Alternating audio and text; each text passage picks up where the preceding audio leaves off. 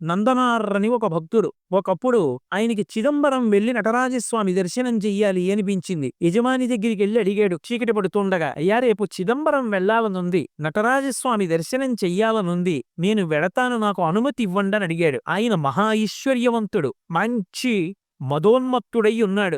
ఎందుకు పంపించాలి పాలేరుని, వీడితో పని చేయించాలి తప్పనుకున్నాడు. తప్పకుండా వెళ్ళు, ఆ ఒక్క మాటే వినపడింది నందనారికి. సంతోషపడిపోయాడు. ఆయన అన్నాడు, ఇవాళ రాత్రి మనకున్నటువంటి 500 ఎకరాల పొలాన్ని నాగలి పట్టి దున్ని, విత్తనాలు చల్లి, పంట పండించేయి, కోత కోసేయి, గడ్డి తీసుకెళ్లి వాము వేసేయి, ధాన్యాన్నంతటినీ కూడా దులిపేయి, ధాన్యాన్ని బస్తాలకెత్తేయి, ధాన్యాగారాలకి తీసుకురా, అంతా కూడా శుభ్రంగా సంరక్షణ చేయి, పంట పొలంలో మళ్ళీ ఎక్కడా ఒక్క గడ్డి పరక లేకుండా తీసేయి, చిదంబరం వెళ్ళిపో అన్నాడు. ఆయనకి ఇవన్నీ వినపడలేదు. ముందు వెళ్ళిపో అన్న మాట వినపడింది. సంతోషపడిపోయాడు. తర్వాత ఇవన్నీ వినపడ్డాయి. అలాగే అన్నాడు. వెళ్ళిపో అన్నాడు కదా అన్న సంతోషంలో గబగబా పొలానికి పరిగెత్తుకొచ్చాడు. కటిక చీకటి. రాత్రి 7-8 అవుతోంది. తెల్లవారేటప్పటికి చిదంబరం వెళ్లాలని కోరిక. రాత్రంతా నడిస్తే కాని చిదంబరం వెళ్ళలేడు. అవుతుందా?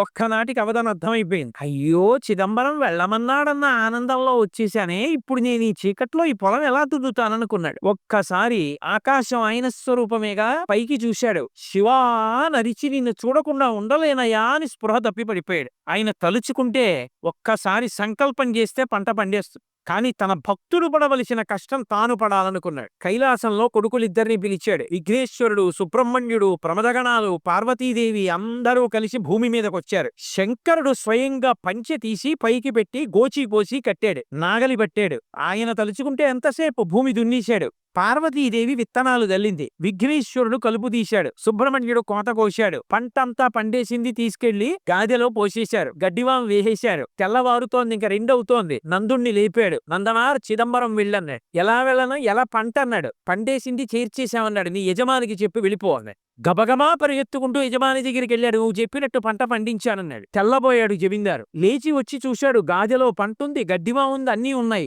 అర్థమైంది శివానుగ్రహం అంటే ఏమిటో. నందనార్ కాళ్ల మీద పడ్డాడు. నీ భక్తి నాకు అర్థమైంది నందుడా, వెళ్ళిపో చిదంబరానికి, నేను కూడా మారిపోయాను, ఇక పైన ఇలా ప్రవర్తించనన్నాడు. చిదంబరం వెళ్ళాడు. అర్చకులు ఆయన పట్ల చాలా కఠినంగా ప్రవర్తించారు. అగ్నిలో ప్రవేశించు, నీకు దేవాలయ ప్రవేశం చేయిస్తా ఉన్నారు. అగ్నిహోత్రాన్ని రగలిస్తే శివుడికి నమస్కారం చేసి అగ్నిలోకి వెళ్ళాడు. అగ్నిహోత్రం పుష్పమాలయ్యి ఆయన మెడలో పడింది. శంకరుడి దగ్గరికి వెళ్లి నటరాజస్వామిని చూస్తూ ఆనందపడిపోయాడు. ఆ సంతోషంలో చూస్తుండగా నందునిలో ఉన్న తేజస్సు వెళ్లి నటరాజస్వామి యందు ఐక్యమైపోయి, కారుణ్యామృతవర్షిణం, ఆయన దయకి హద్దుందా? ఆయన్ని నమ్ముకున్నవాడు పాడవుతాడా?